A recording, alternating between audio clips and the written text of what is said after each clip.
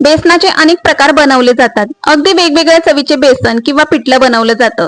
पण हरभरा डाळीचे हे मोकळे बेसन या पद्धतीने बनवून पहा. अतिशय चविष्ट असे हे मोकळे बेसन अगदी पटकन बनवून तयार होते.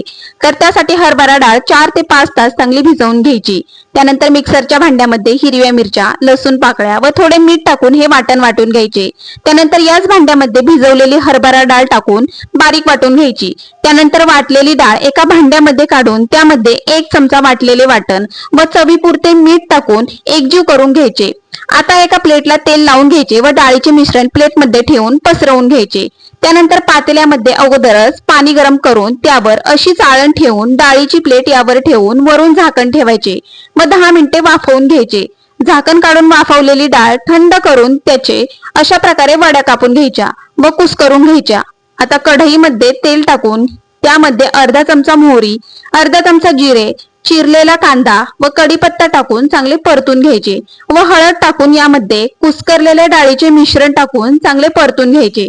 आता यावर झाकण ठेवून 2 मिनिटे शिजून द्यायचे.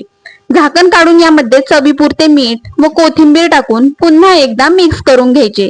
झणझणीत असे मोकळे बेसन झटपट बनवून तयार आहे.